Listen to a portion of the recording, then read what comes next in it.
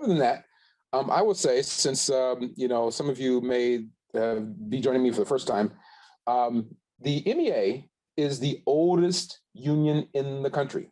You may not know that. You may not realize that the MEA was founded in 1852, before the Civil War. And the things that we take, so there are no older unions, literally. But the things that we take for granted in terms of there being schools of education, that there are certificates, that there is training, that there is a profession called education, right? Being a teacher is a certificated profession. The fact that a student can go to school, no matter their zip code, and get a quality education for free. Those are the things that started right here in Michigan. And so as a Michigander, I'm super proud about that. And as an MEA member, I'm even more proud to be part of an organization that has really led to the things that we think of as just, this is the way education is.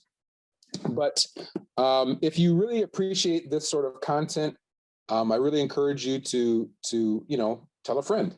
You have some folks that maybe don't know what the union's about. Maybe it's all about, just fighting and picketing and striking and that kind of stuff. That's not what it's about. It's about stuff like this right here. People getting together, doing good things, learning from each other. That's what this is about. But we're not here for a union pitch. We're here to talk to Shannon Hibbard, who is the president-elect of the Michigan Music Education Association. I'm so psyched that she is here today with us. And you'll be getting some links if you want to find out more about the MMEA. Maybe join the ranks. I'll be sending links and information about how to do that.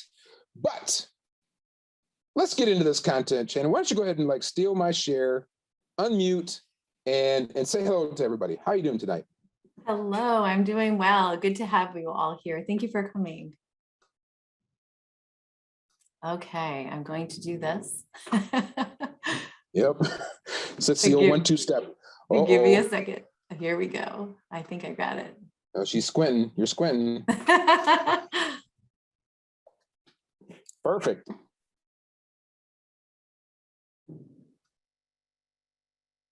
Give her a try. There we go. Thank you so much, Chad, for the introduction. Thank you for being here. Whether you are an arts teacher or not, tonight is about thinking about the arts in terms of what we can do to help students through this just collective trauma that we've all been through. We are going to talk tonight.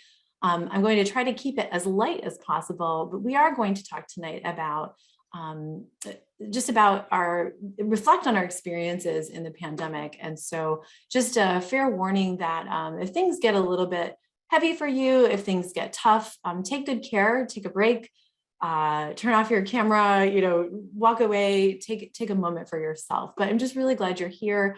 I think this topic is something I've been thinking a lot about through this time as we are still in a pandemic. I had COVID last week, unfortunately.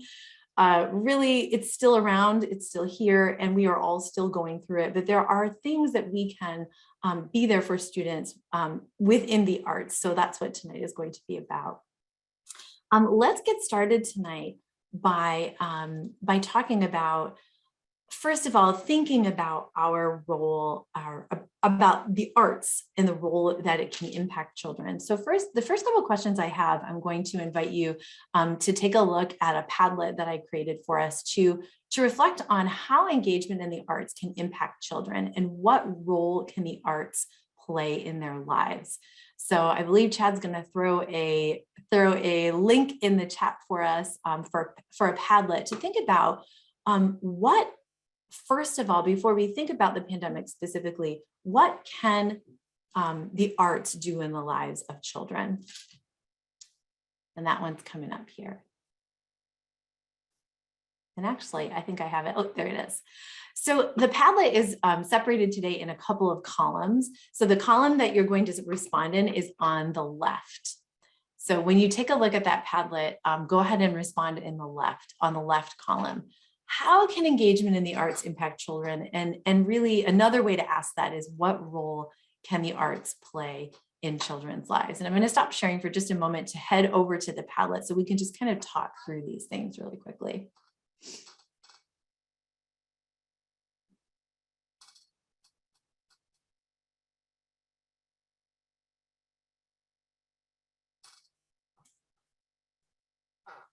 Expression. Thank you for that.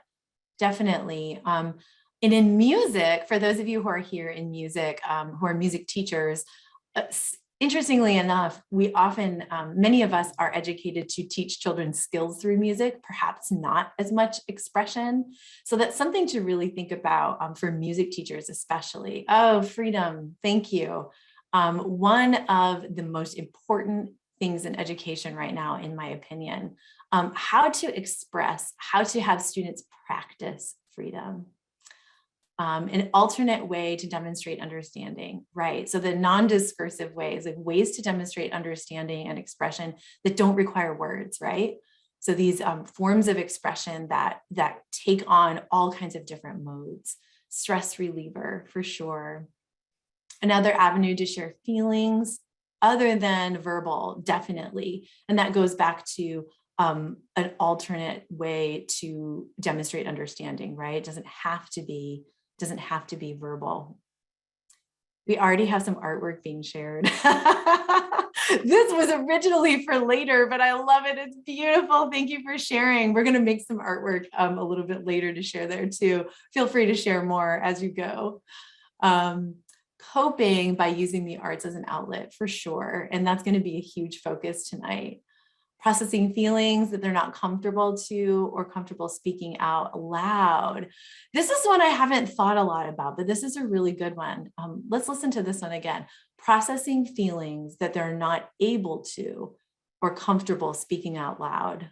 Rejoining a community after isolation. Right. That's a really good one. I'm still thinking about that one. Awesome. These are all wonderful. I'm going to take about 30 more seconds if you have a few more things to write in there. But these are all really, I'm glad that you're able to really think right off the top and connect with each other about why the arts are important and what role the arts play in the lives of children or can play. Let's see if we have any more here. These are great. Oh, we have couple more here. Being back in person, students crave attention from teachers and classmates. For sure. Haven't we all experienced that this year? Yeah, for sure. That just craving connection. And we're going to talk about that tonight. The idea of connection as a really important part of learning, especially in the arts. Making connections with people who share the same experiences, definitely. Thank you for sharing those things. Really, really important to remember as we delve into some music making tonight, through some art making tonight as well, to think about what this means, what these things mean to children, is such a big and important part of what we're gonna delve into. So we're going to start today by, let me see if I can get my slides to move. I want you to think about your answers in response to some very real children who responded to the prompt in my classroom in Detroit. So I'm a teacher in the Detroit Public Schools Community District. I teach music pre-K through 6. And one of the things we did during Music in Our Schools Month is I asked students to reflect on what music meant to them. And they made they could draw a picture or make a piece of art. We didn't have a ton of time, so it's not the most sophisticated art making, but thinking about our responses and what we were reflecting on, I want you to compare your answers to theirs. So first of all, music is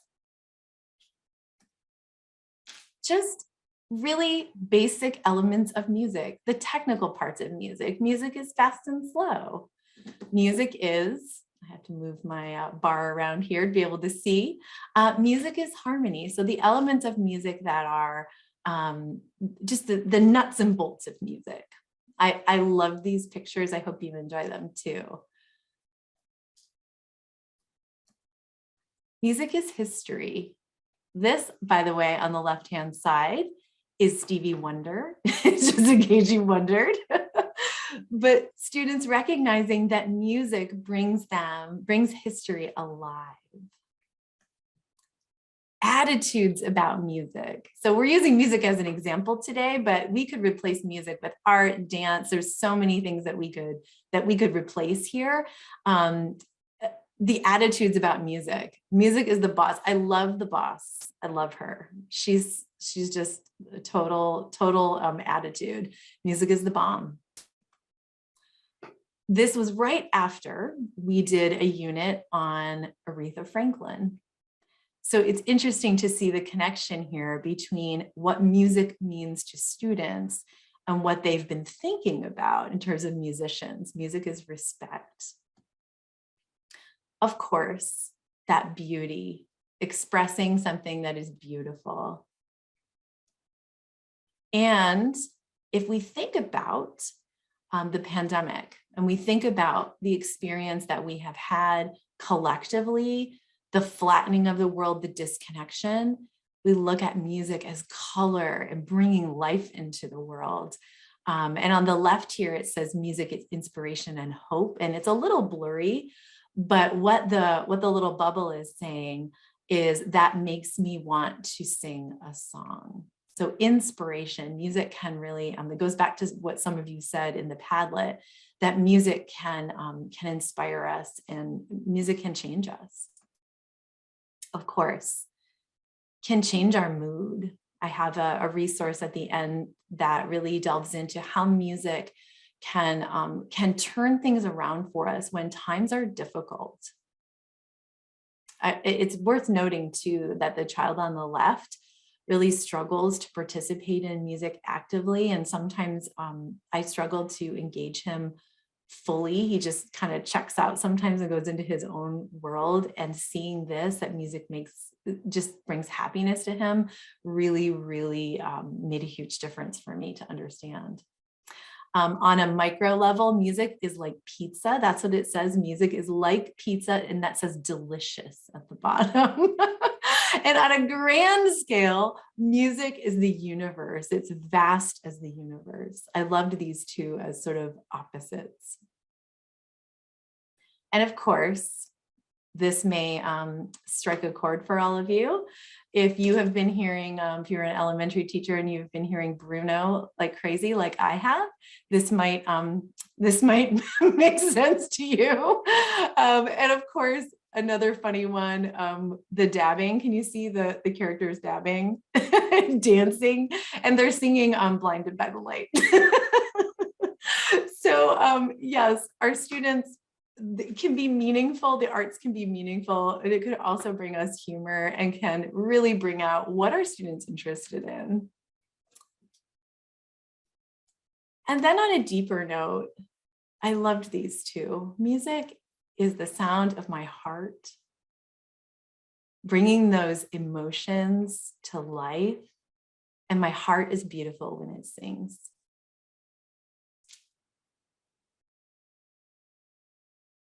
Christians was great. Those are AirPods at the top, by the way.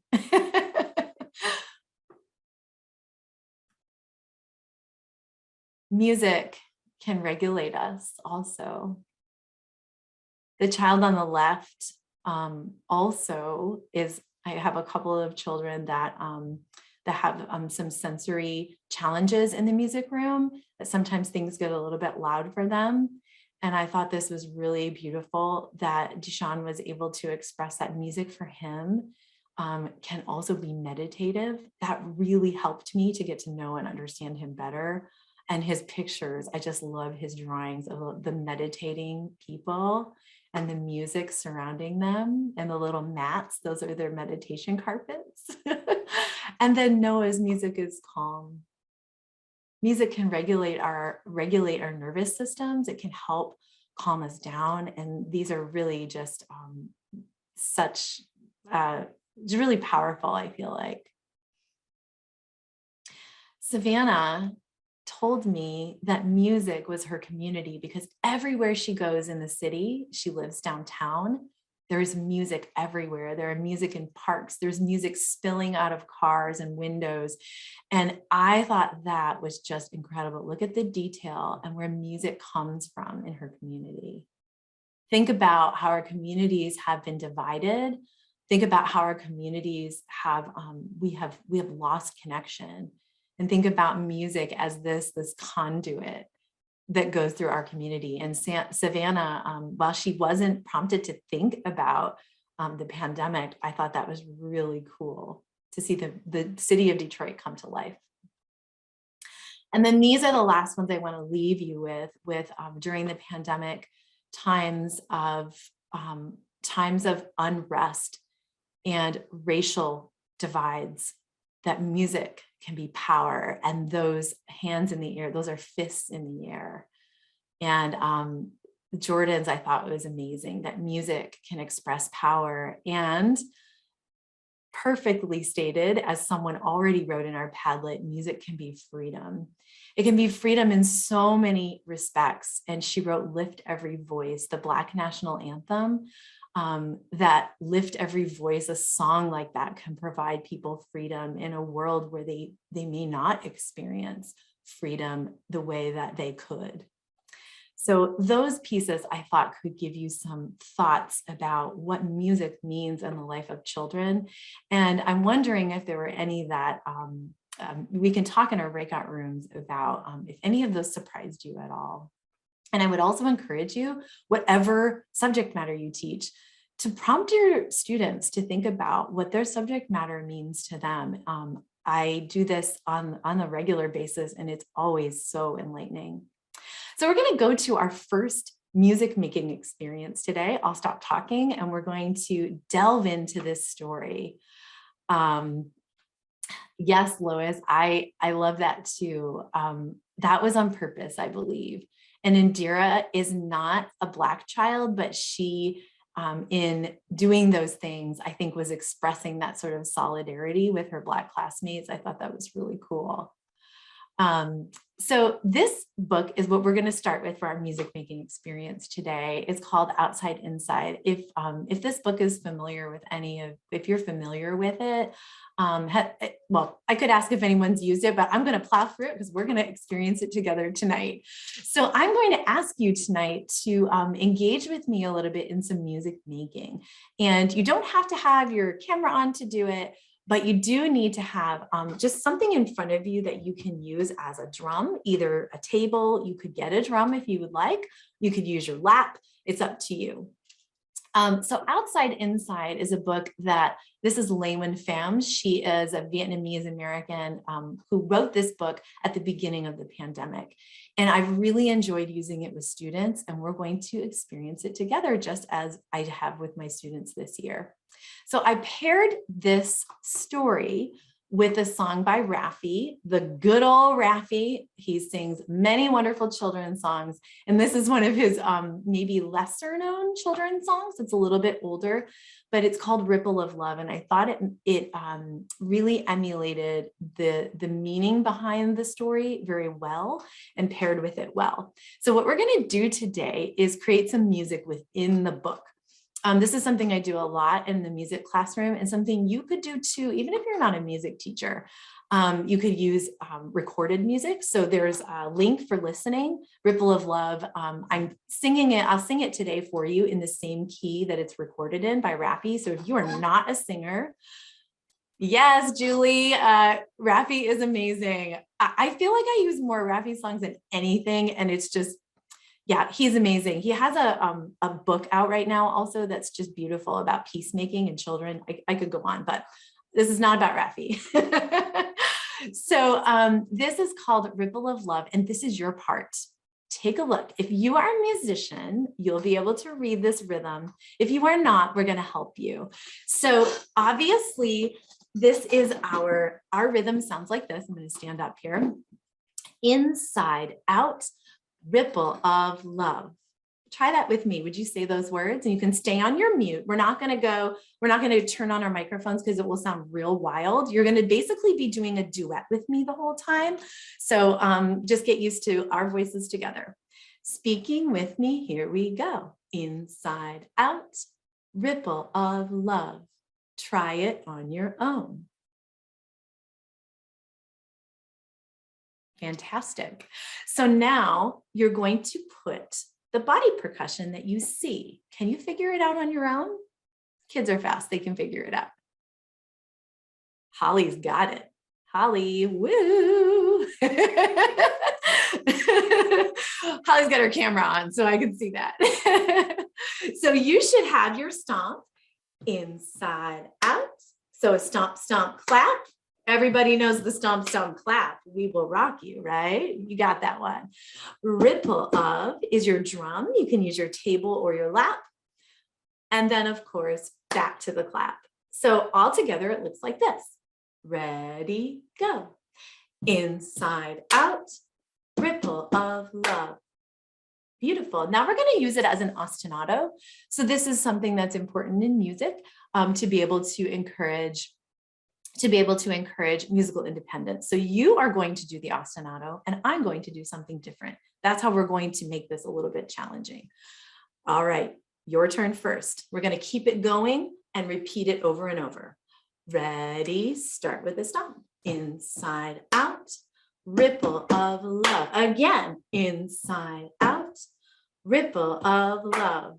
Inside out, ripple of love. Inside out, ripple of love. Beautiful. So that's going to be your job in music making throughout the story. When you do the ostinato pattern, when you see this, your job is to do the ostinato. And I'm going to sing a song over top. My song is the Raffi song. It sounds like this. So you can do the ostinato this time. Hint, the ostinato I will do on my ukulele as well, so that you can match it. So you'll always have my ukulele to give you that sort of like boost that you need if you get lost, but I will be singing a completely different song. So this is how it will go. You're going to start. 1, 2, your turn now. Inside out, ripple of love. Nice.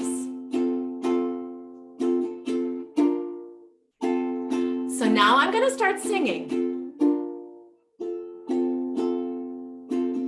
Ripple of love, little blue pond, making waves inside out, a shimmering sea in every heart, radiant light, ripple of love, radiant light, ripple of love.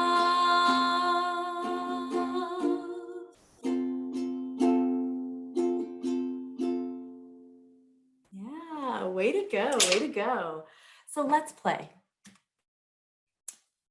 I'm gonna have to move some things around so I can see. Outside Inside by Lewin Pham. Something strange happened on an unremarkable day just before the season changed. Everybody who was outside went inside.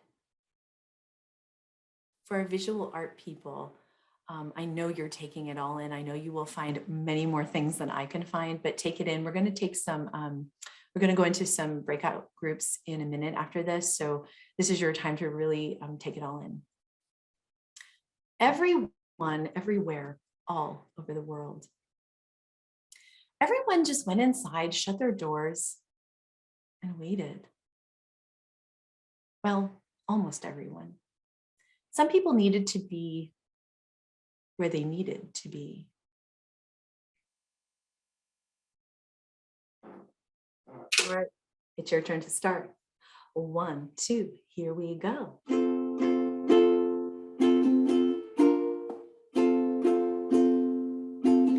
Ripple of love, little blue pond, making waves inside out, a shimmering sea in every heart, radiant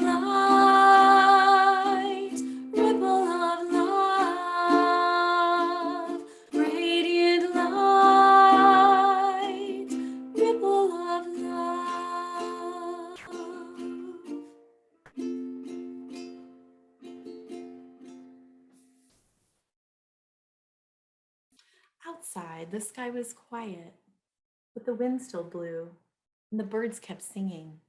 Raccoons were out, and squirrels played in the streets, but the cars stayed away. The world felt a little different. Inside, we baked and cooked, and made music and watched TV. We read and we played games. Some of us worked a little, some of us worked a lot, and some of us couldn't work at all. We all felt a little different. Outside, there were fences, both real and pretend. Swings sat still and slides were lonely. Bells didn't ring and halls were empty. We had birthdays without parties, shared words without sounds, and reached each other without touching. The world was changing a tiny bit outside. Inside, we waited and we worried and we laughed, we cried, and we tried to breathe. We made things together and did things alone. We hoped and prayed and wished. We were all changing a tiny bit inside. It's your turn. Let's get ready. This time, I'm going to start with you. Ripple of love, little blue pond, making waves inside out, a shimmering seed in every heart, radiant light, ripple of love, radiant light, ripple of love.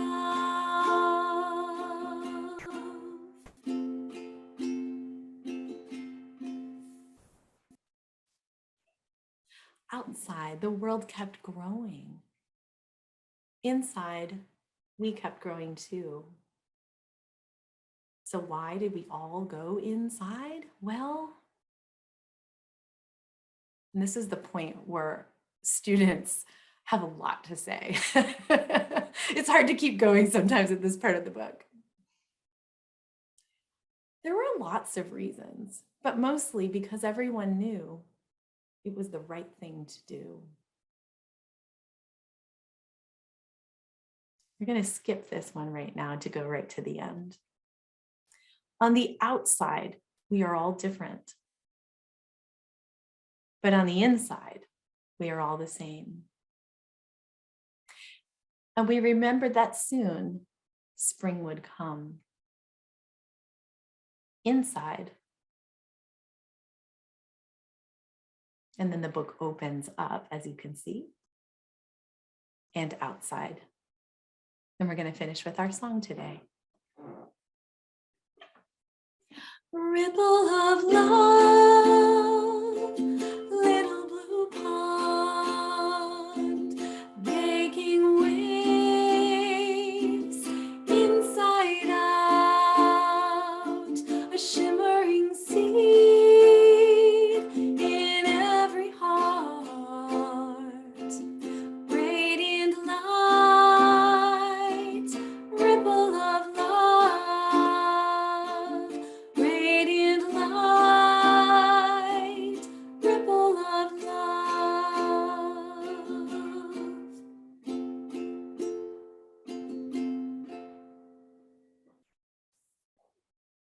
Thank you for taking that journey with me, my friends. And of course, there we have spring. So I want to take a moment to connect with each other and check in first with yourself, maybe how you're feeling after going through that story, after reflecting that way. It can be kind of intense. Think about, as you're checking in, what resonated with you and how perhaps you could modify this experience for learners in your classroom, perhaps to bring in other types of art besides music. You could use recorded music as well.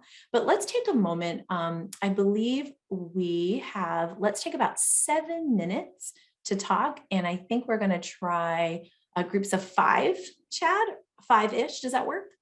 Okay, so we'll be back in 7 minutes, and each group will have a time to just report out a super brief moment on what you talked about. And the first person to share in each group, since I don't see a lot of cameras right now, will be the person who has a birthday coming up the soonest. So maybe perhaps in the end of April or May will be the first person to share. And then the person in your group, a person who wears glasses, will be the person to share out, or the person that you choose is fine. So we'll take about 7 minutes to chat about what resonated with you in that story and how you can modify this experience for learners in your classroom. So take it away, Chad. Thank you. All righty. So make sure that you accept that breakout room invitation when you see it. I know there are some folks that are driving, so if you aren't able to join the breakout room, we do understand. But again, when you get in there, I will be texting in or chatting in this prompt one more time so that you see it. Because if you're like me, you're going to get into the breakout room and you're like, hold on, what is it? So there are probably a few people like me. So we're going to be in there for 7 minutes, which means it will be 6:39 when we come out. And I will see you all back here in a few minutes, and you will be off to the ether in 3, 2, 1. See you soon.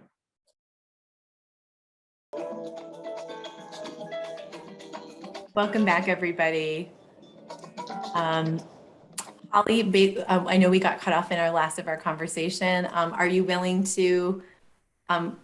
Fantastic, wonderful. So I joined a group, and I'm going to start with our group for reporting out, and just give us a brief, sort of synopsis of what you talked about. I know that some of our ideas will ring true across groups. So Holly, would you do the honors?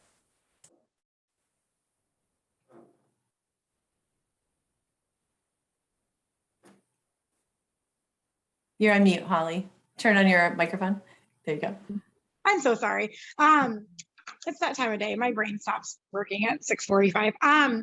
We talked about the illustrations and how that spoke to us. Our group also talked about how you could take this and I feel you could modify it for older grades just as a calming device. And the song aspect of it, we spoke about that we have so many students that are doing fidget movements and fidget for comfort, and that the body percussion puts that movement into focus.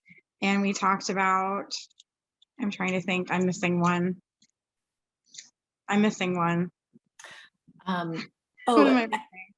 Jason was talking about how just the acknowledgement that we take for granted as adults that we knew why we went inside. We knew what happened. And the fact that we would have to ask that of children is such a something that we may take for granted, that the book provides this clarity, perhaps for students, for the youngest students who've been living with this for most of their lives, right? And thank you, Holly, for helping our group report out about what we were talking about. How about, let's start with, I always forget the numbers of groups, but just jump in. Whoever is reporting out for the next group, feel free to jump in. I'll report out. I think we were 4. So thanks, Sarah. I specifically talked about how the kind of community activity that you had us do, I had kind of an emotional response to it, which is partly why my camera was off, because I thought it was, even though I couldn't see anybody else doing it, I knew that we were all kind of participating in a unified thing. And I think it's talking about that sense of community that our students so much seek to this day.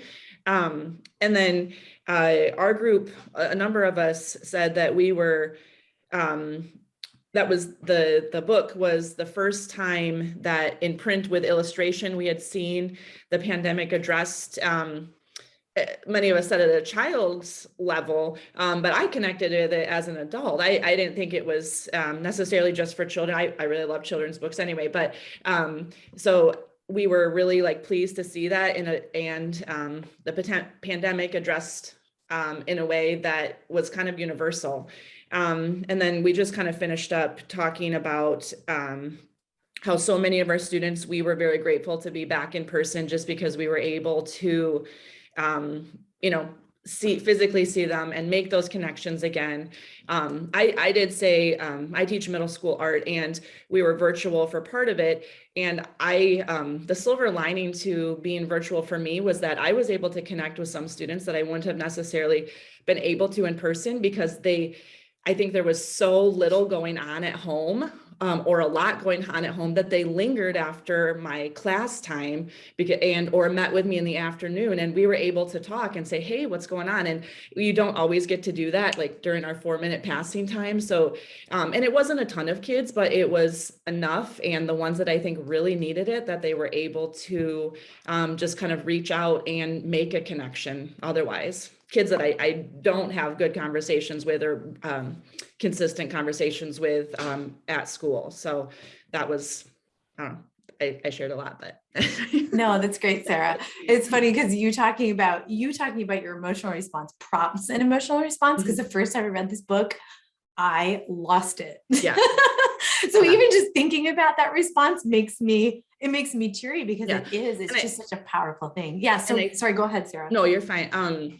I think even as an adult, like thinking like, oh yeah, I did fine through a lot of this, like seeing those illustrations again, it brings up a lot of stuff that I probably haven't dealt with still. And just that kind of like isolation feeling. And I had a newborn at that time. I had just come back from maternity leave. And then a few months later, we were back at home again. And it was a strange time, but that book is quite powerful. So agreed. As you can tell, that I've read it about 1 million times now, and I still am like a blubbering person here. Yeah. Really Thank beautiful. you, Sarah, for sharing. Let's go to our next group. We're going to go out of order. Maybe group number 1. I'm just going to call numbers and see. I don't know if we were group number 1 or not. I never pay attention to that.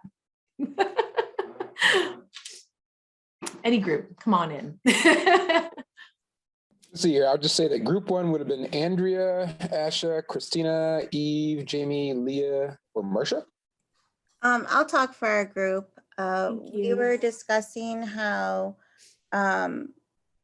when we first started listening to the book, I'm sorry, my camera's off. I'm in a darker area, but we weren't aware that it was about the pandemic at first. We just thought it was, maybe seasons changing or some kind of event. So it took us a little bit to figure out that it was. And then we were also talking about how like just the illustrations are powerful, and that this book would be appropriate for all ages, especially because, even in school districts, we're dealing with the pandemic differently. In my school district, we are still wearing masks. And now the kids are getting kind of tired of it. They're doing really good. But now we're having to answer those questions of why do we have to wear masks in school, but not other places. And so that's their way of coping. And so this would bring some unification for all of us. And one of the middle school teachers thought that this would be a good idea for older children because they kind of experienced it more in their face. And so this would give them a way to transition to express through drawing or speaking in a way that is a safe spot for them. Thank you, Asha. I really appreciate that. And thank you, Chad, for helping us with group numbers. Let's try 3. Yep, I didn't have anybody in 3. Okay, what's our next one, Chad? I think it would have been 4. So it would be David, Deborah, Erica, Janice, Mallory, Rachel, Sarah, or Trisha. Yes, we shared already. Thank you, Trisha. Here, then I guess it would be, let's see here, Danielle, room 2, Danielle, Heidi, Holly, Jason, Julie, Lois, or Shannon. Well, I guess that was you. So, that was us, and we shared too. And that's everybody. Okay, wonderful. So, yeah.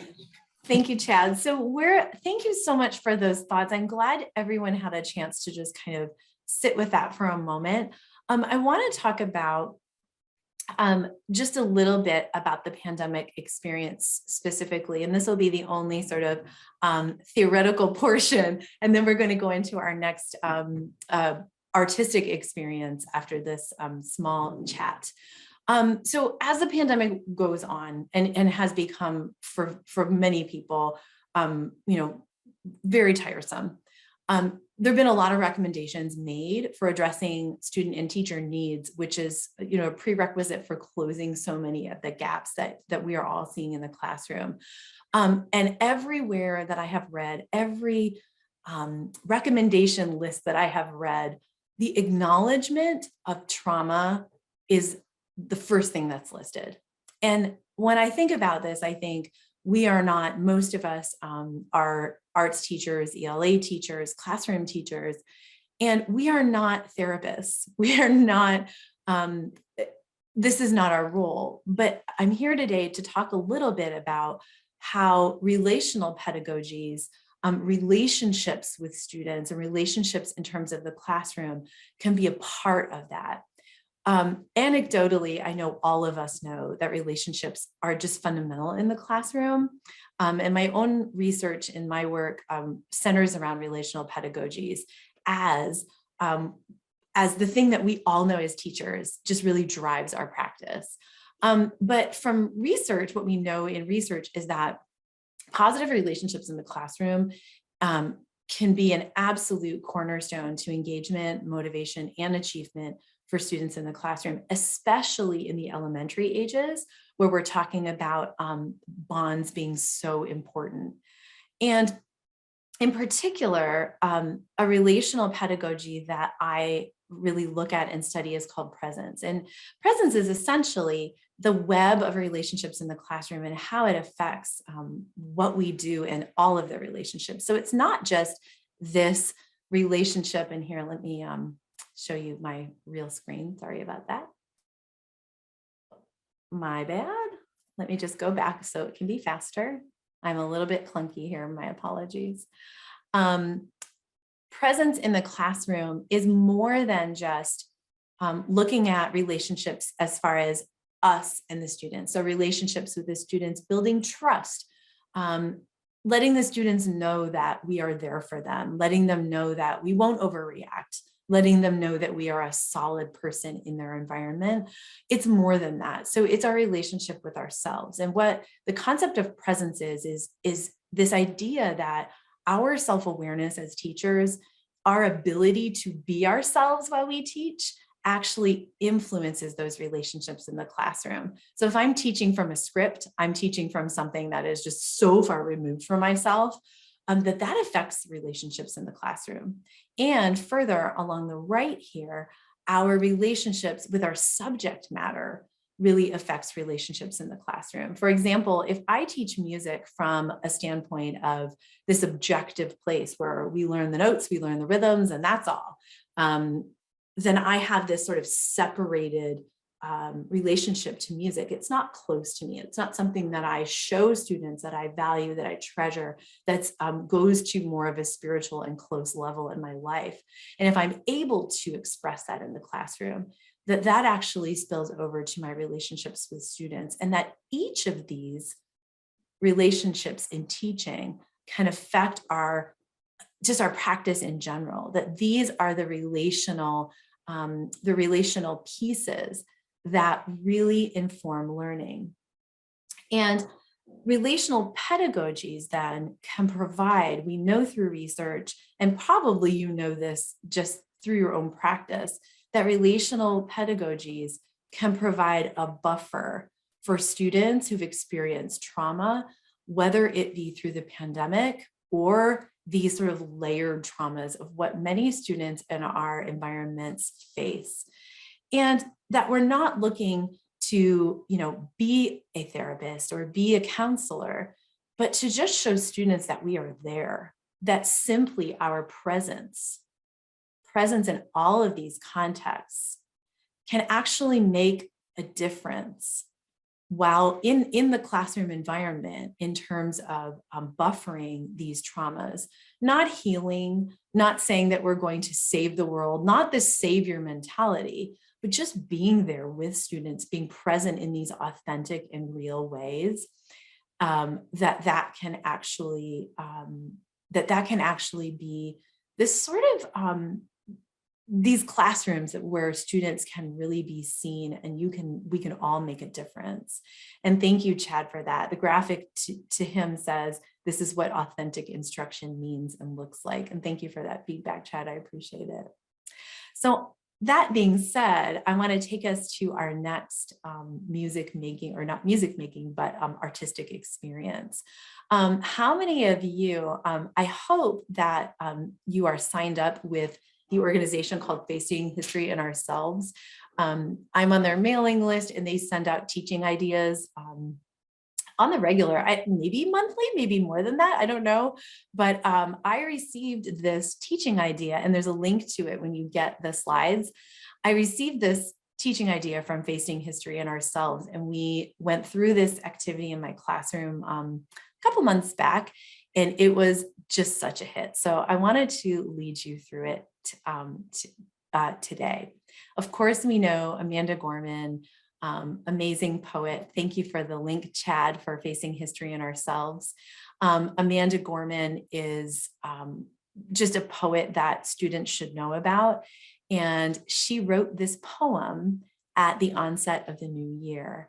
And I want to lead you through this activity. Now, you are welcome to grab something to write with if you have. I should have told you that earlier, but if you have a pencil, a pen, or something to draw with, you are welcome to grab that right now. We also, let me make sure that I am sharing. I want to make sure I'm sharing my audio. Chad, is there something that I need to do that? So when you shared screen, there were two boxes down in the bottom. If those two boxes are checked, it will share audio. What you can do is just stop share and reshare and make sure that they're checked. Thank you, appreciate that.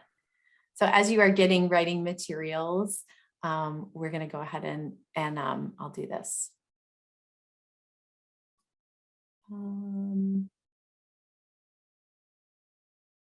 You know, I don't even see it.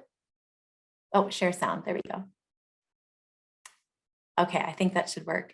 So the first time we listen to this poem, Amanda Gorman's going to read her poem. I just want to invite you to listen.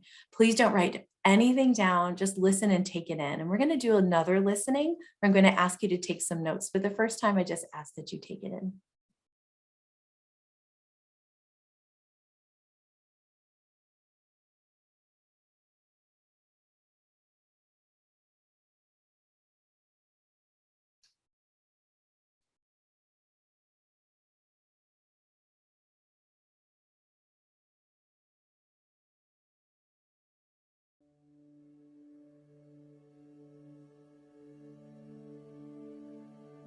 May this be the day we come together.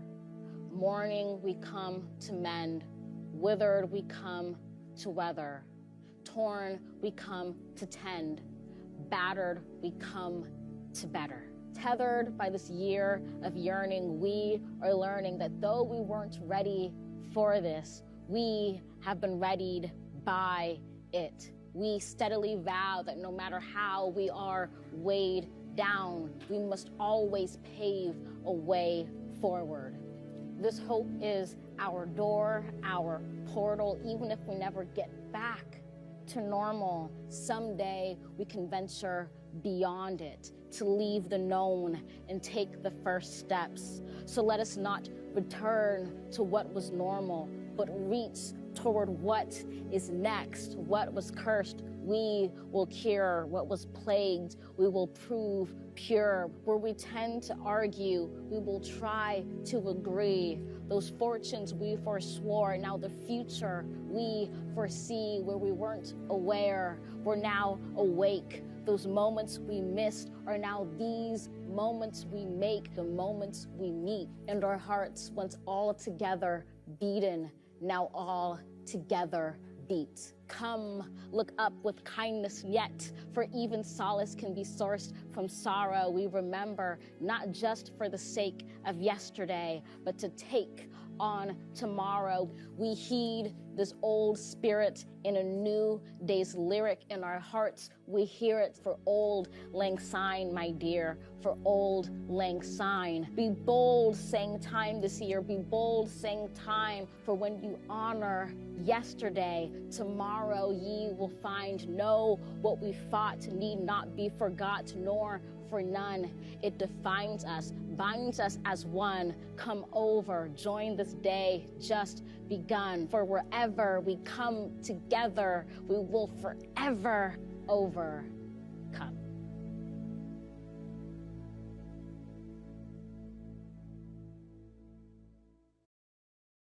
Thank you for listening. When I showed that video, I did this activity with a group of upper L students. I have mixed age classrooms in my classroom in Detroit Public Schools. And my class of 4th through 6th graders were the quietest they've ever been when we watched that video. And they were just stunned by it. They very much understood the weight, and they saw the beauty when they, it was really cool to watch them watch it. So the next step in this activity is that I would hand them a lyric sheet. And today I can't give you a lyric sheet. The teaching idea, the link that I gave you, has a lyric sheet, but today I'm going to ask you to modify this step. This step will be, I want to ask you to take a piece of paper and write down the words or phrases that stand out to you in this poem. Now that they can be for many reasons, perhaps something that resonates with a personal experience that you have, or perhaps something, a place that you believe she uses language in a beautiful way. So you really recognize her craft. Or it can be something that just today, for some reason, just pops out at you. You really can't give a reason. Any of those are valid reasons to write down a word or a phrase as you're listening. So as you're listening, any words or phrases that really pop out to you as much as you can. And when I was doing this with students, we had highlighters and we highlighted and underlined those words just to make it a little bit easier for them. Some of my students are, have their reading levels and reading skills are not where they should be now. So every little bit helps. So let's try it again.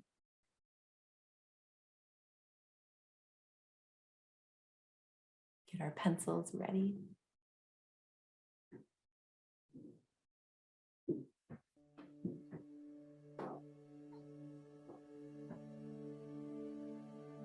May this be the day we come together.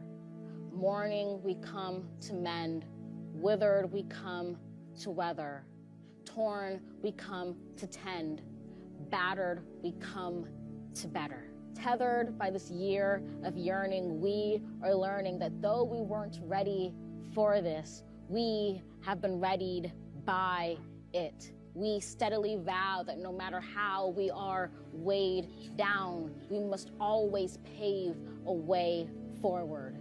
This hope is our door, our portal, even if we never get back to normal. Someday we can venture beyond it, to leave the known and take the first steps. So let us not return to what was normal, but reach toward what is next. What was cursed, we will cure. What was plagued, we will prove pure. Where we tend to argue, we will try to agree.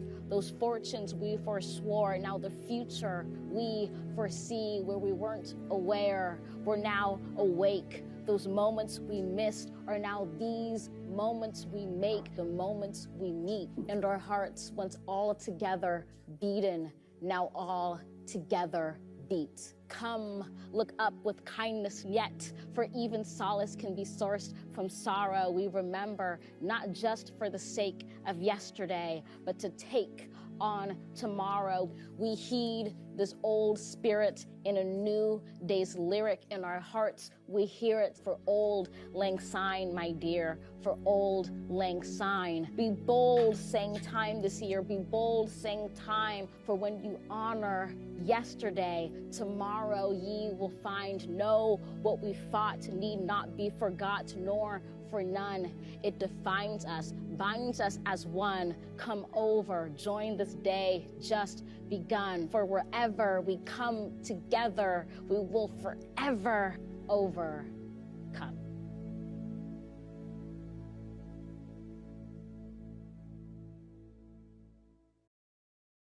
Take a moment, excuse me, take a moment to look at what you have written down. And if you would like to put any of those things in the chat, feel free to share them there. As you're putting them in the chat, I am going to stop sharing for just a moment. And I want to invite you to take those words that you wrote. And the next step in this is to sketch or draw in response to the words that you wrote down. So I have a set of pastels here. I'm going to join you. We're going to take just a couple of minutes. I'm going to set a timer, and we're just going to spend a little time co-creating. I am not a visual art person. And so I'm going to do my best just to take those words and to respond to them through art. I did this in the music classroom. And we took our sketches and we made original music compositions from the sketches. So it was several steps. The poem, then we did the words, the underlined words, then students made sketches and responded through art, and then went into groups and created on classroom instruments as a response to what they were drawing and what they were creating. And it was phenomenal and fun and beautiful and just a really, really amazing experience. So let me take a look at what you have written. And our hearts, once all together beaten, all together beat. Yeah, I'm going to go through these, but in the meantime, I'm going to turn on some music. We're going to set a timer for 5 minutes. And I want you to take either your words or the words of any of your colleagues who have put their words in the chat and create something. Use color, use a sketch, draw something that comes out of that. You may want to draw something that is very clear to you, something that is that really clearly comes out of this. One of the students in my class drew a sign in an old battered wooden sign that said hope. And he drew it pointing away down a path. And that was his drawing, very literal. Or it could just be something color, maybe color that comes to mind, shape that comes to mind. So let's take about 5 minutes and do that. And then on the Padlet, if you wish to share later, you are welcome to share if you're feeling brave. I'm going to play a little quiet music. And you are more than welcome. Let me turn my speaker on. And you are more than welcome to take this time to respond to your words.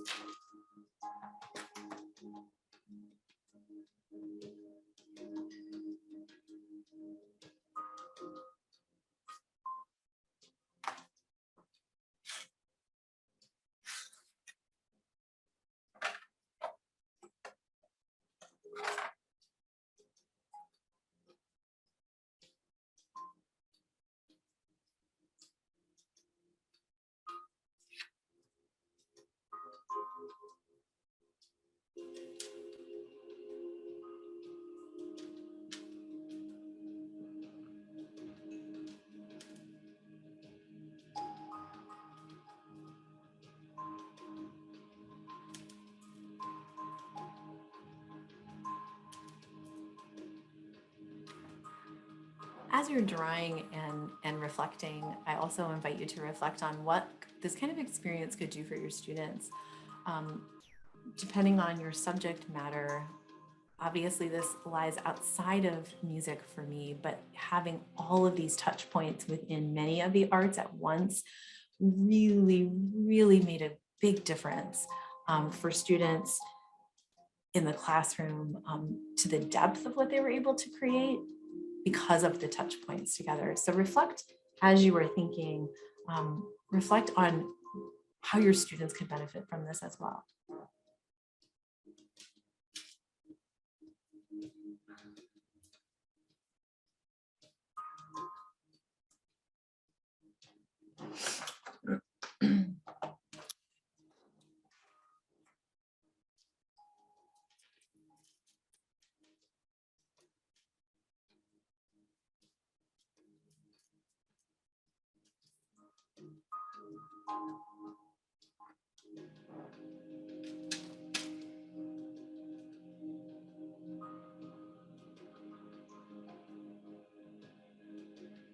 As I look through the chat, I'm also noticing that some of your responses are poems in and of themselves. Holly, yours is a poem in and of itself. That's really cool.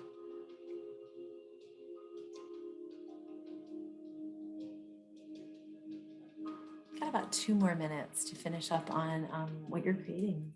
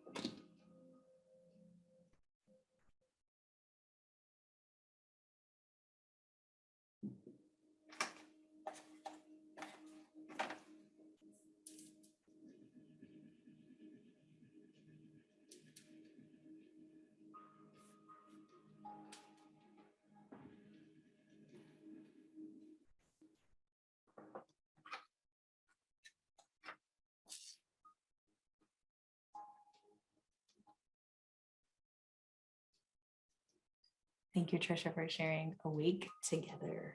It's cool.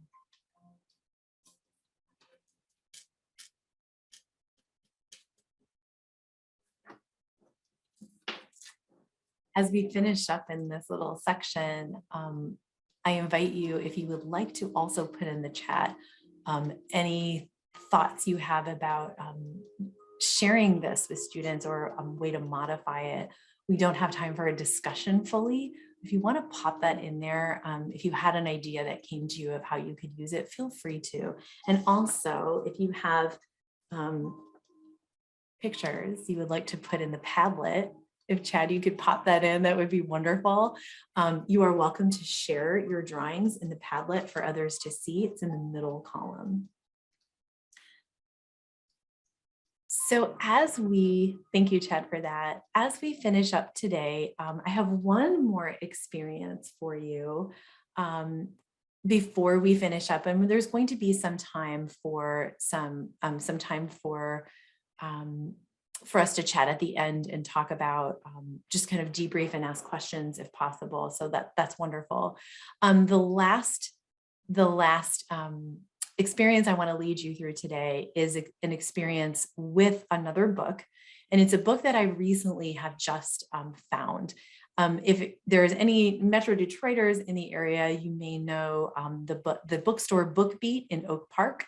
If you don't know it, I would encourage you to seek them out. It's one of the lasting bookstores of old, 40 years in the making. Bookbeat. I was in Bookbeat the other day to pick up some books, and the owner knows that I'm a music teacher and said, "Oh, I have a book for you. I have a book for you." And I just loved it, and I thought it was really worth sharing tonight. Now, this book I have not used with students yet, but I am ready to use it, and I know that it can be modified in so many beautiful ways in the arts. So I just wanted to simply share the last story with you, just on its own as something that you could potentially use in the classroom. Before we move on, Christina, thank you for your comment. Christina says, I actually did this with my advanced 8th grade art students last year with the hill we climb, and they created clay tiles of their imagery. That's beautiful, Christina. Thank you for sharing that. That's awesome. So many, Amanda Gorman just keeps giving us amazing teaching tools, right? All the time. So thank you for sharing that. And if anyone would like to continue to share that or put in the Padlet pictures of your artwork. Oh my goodness, I see your artwork in the Padlet. This is beautiful. Check it out, everybody. Awake Together. Thank you. Battered to Better portal. Oh my goodness. That person is diving in the Battered to Better portal here. I have to share my screen here. Sorry, I don't want to keep it to myself. Check it out. If you're not on the Padlet, I'm going to share this right now. Take a look in the middle column here. So first of all, someone shared their beautiful artwork in the middle, in the center. This is so lovely. And then we have Awake Together. Graphics are super cool. I feel like Awake Together looks like the next comic book. Like it's a title. It looks beautiful. And this is our Battered to Better portal. Jumping in. If anyone wants to talk about their artwork while I'm going over it, you're welcome to. This is really, really cool. Have some ritual happening here with fire, perhaps. Oh, this is really lovely. So much beauty and meaning here. Light has been an ongoing theme this year for me in my professional path. It's really beautiful. Thank you for sharing. For everyone who's shared in the Padlet, thank you for that. Very, very cool. I'll share mine also when we're finished. So for our last experience together here tonight, I want to introduce to you this brand new story that was also just released during the pandemic, and it's called Looking for Smile. And let's take a look. Looking for Smile by Ellen Tarlow. Illustrations by Lauren Stringer.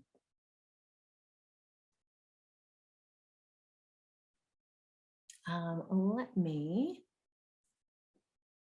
always want to go here, but this is not the slide I want to start from. Chad, can you give me some direction on how it is best to share from here? I'm so sorry that I'm clunky in Zoom, but this is. Just go ahead and the bottom right-hand part of your screen there, bottom right, next to the little slider, that plus minus slider. See that little, to your left, right there, get that. Thank you. I always shared not in presentation mode when I was presenting in class so that we could edit Either slides. way is fine too, by the way. It's fine either way. Okay, awesome. Thank you. Looking for Smile. Let's take this last adventure together. For our visual art teachers, I know you're going to be taking a close look here, but I want to call your attention to the shapes that she uses here, and also a blue period that will come here that you may be able to incorporate into your curriculum. Bear and Smile were always together. This book is a little more broadly along the SEL spectrum, so could be used to really talk about feelings and emotions in any regard. But I thought it was a really lovely way to think about also especially for our younger students who may not have words to express feelings or really understand what the pandemic has done in their life, really understand what it's done. This is a way to show that without specifics. In the mornings, Bear woke up and stretched out wide across his bed. Smile woke up too and stretched out wide across Bear's face. Good morning, said Bear. Bear and Smile liked all the same things. Bear liked nuts and berries best for breakfast. That's what Smile liked best too. They shared them together perfectly.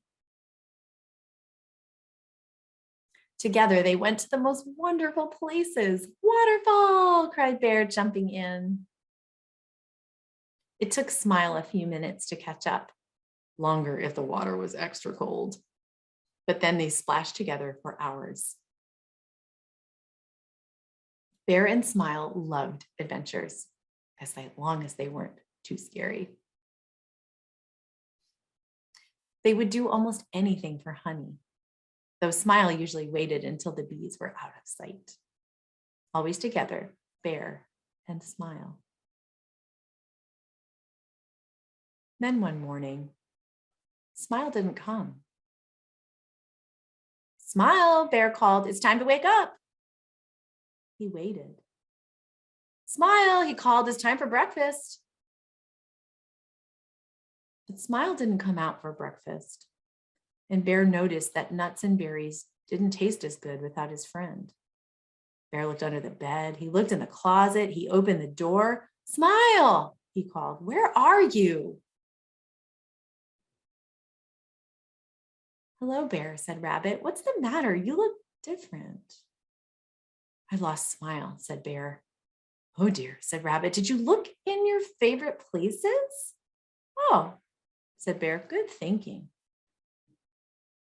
He ran right into the waterfall. Smile, he said. It's me, Bear. He jumped in. He splashed the way Smile liked best. But Smile didn't come to splash. Bear looked up. He looked down. He looked inside. He looked outside. I know, said Bear at last. Smile always wants honey. Bear got a pawful. He sat beneath the tree and he ate. But Smile didn't come to take a bite. Bear sighed. The day was gray. The woods seemed empty.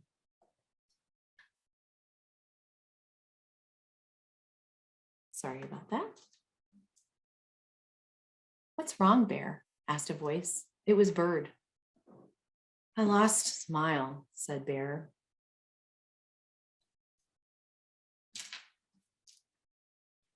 Oh, poor Bear, said Bird, and he sat down right next to her friend. She sat down right next to her friend. The two sat, not saying a word.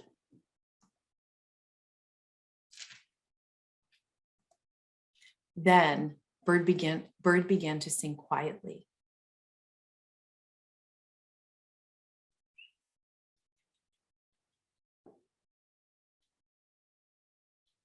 And Bear began to hum.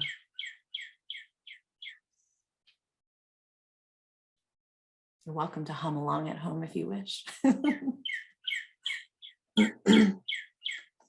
Together, they sang and hummed and looked out at the swirling leaves.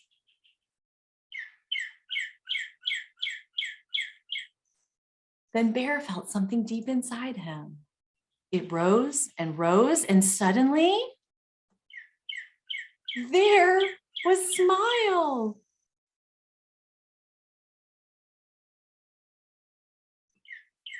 Hello, said Bear. I missed you. And what did Smile do then? Smile smiled.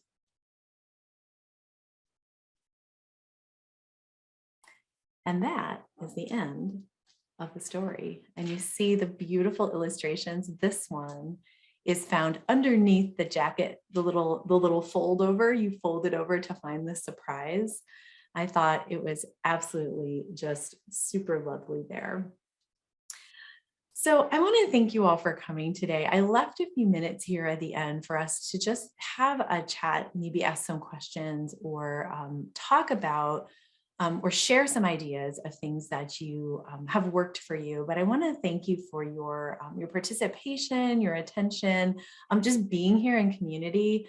I know a couple of you have mentioned just the feelings of being together and sort of experiencing these kinds of things together and how powerful they are. So thank you for being here and just for being present for that. And also just to acknowledge you for being here for your own personal growth and your students' growth. It's such a big deal. I'm going to stop sharing and just take a moment to for us to connect. If you would like to ask questions, we have about 8 minutes.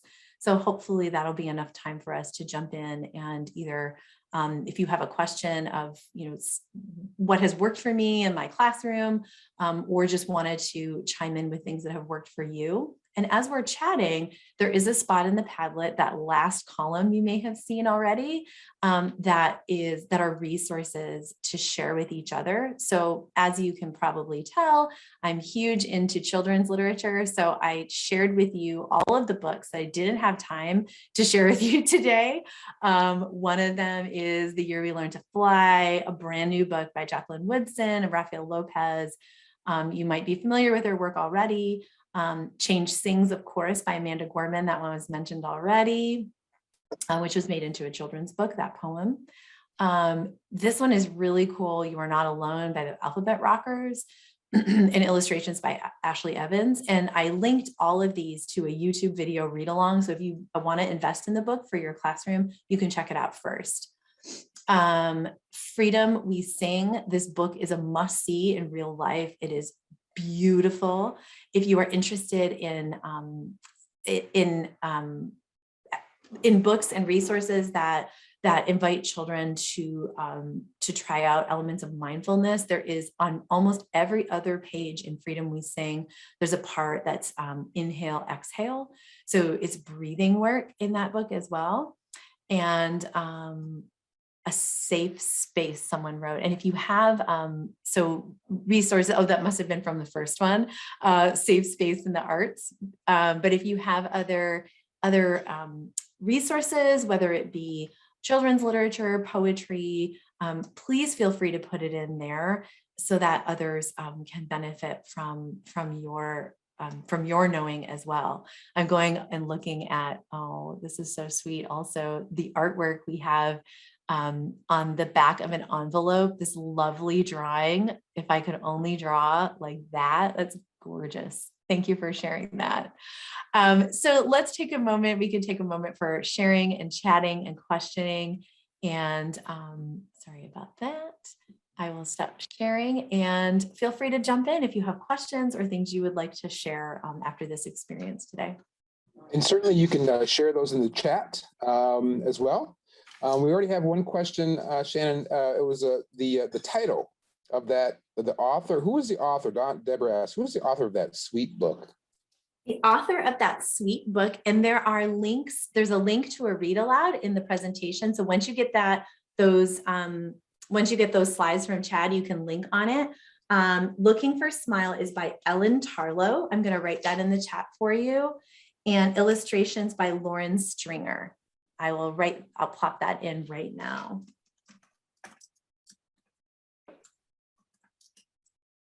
One thing, and perhaps, I would like to know if folks in the here tonight have done things where they've intentionally did some processing of the pandemic in some of their classroom activities or instruction.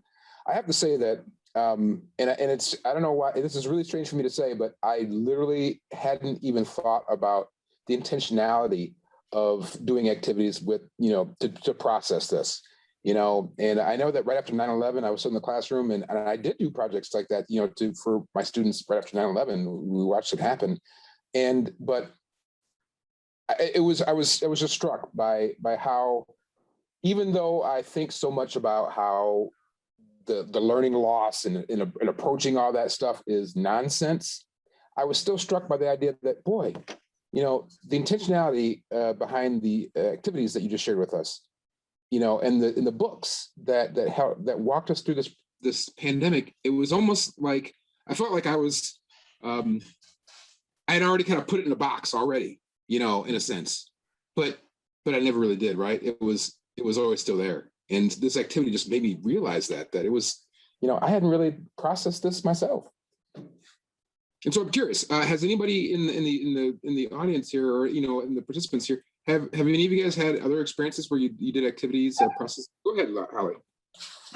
So I did it after the first semester with my high school choir.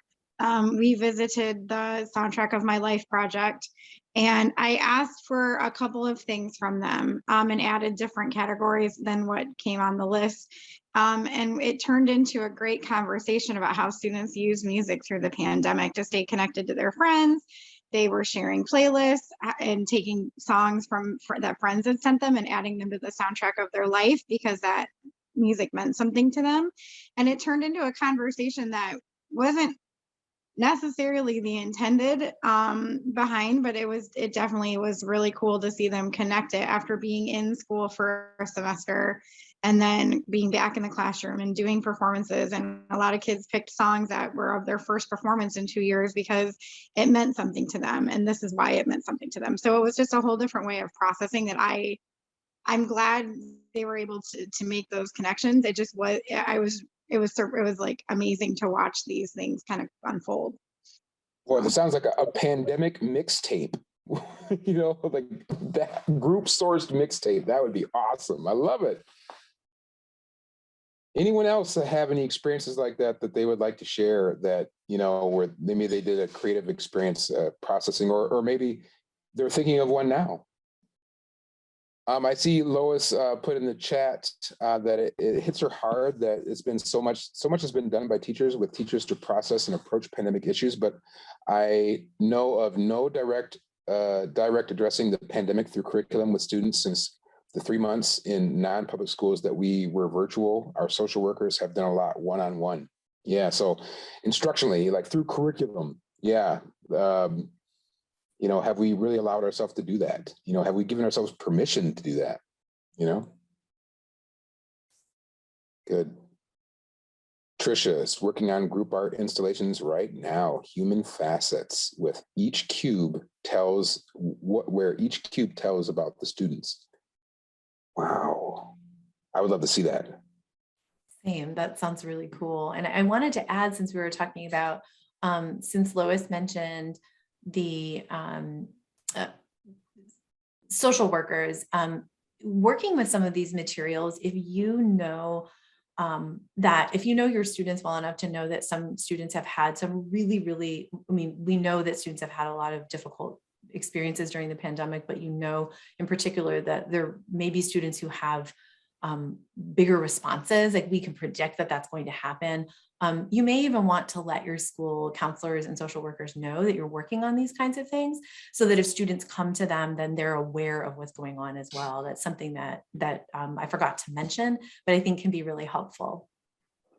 That is a good point. Thank you so much for sharing that, Shannon. We are at 7:30.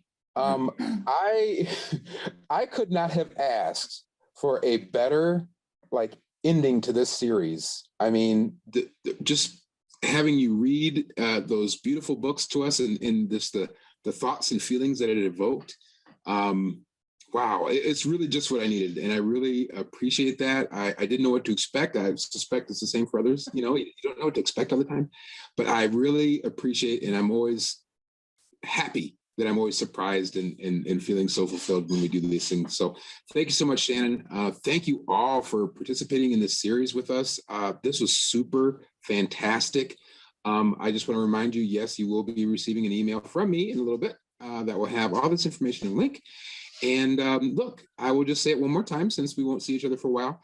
If you are interested in contributing in similar ways like Shannon, Holly, maybe you would like to, you know, it's if you can put 30, well, Shannon had 70 slides together, but you know, there were books, those were pages, right? So that, you know, if you could put 30 slides together, you got a webinar, and it's just really that simple. And it's just sharing something cool, something interesting with your colleagues. And that's really as simple as that. And so if you're interested, shoot me an email. I'll let you know how to do it. I will be sending out an email also asking you formally, hey, you would like to do this? Come check me out. With that, I am off to see the Lions on their first step towards the Super Bowl. I'm calling it now.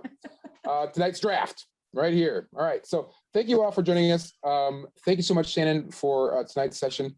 And thank you all for joining us. Hope to see you back real soon. Thanks a lot, everybody. Have a good night. Thanks, Chad. Good night.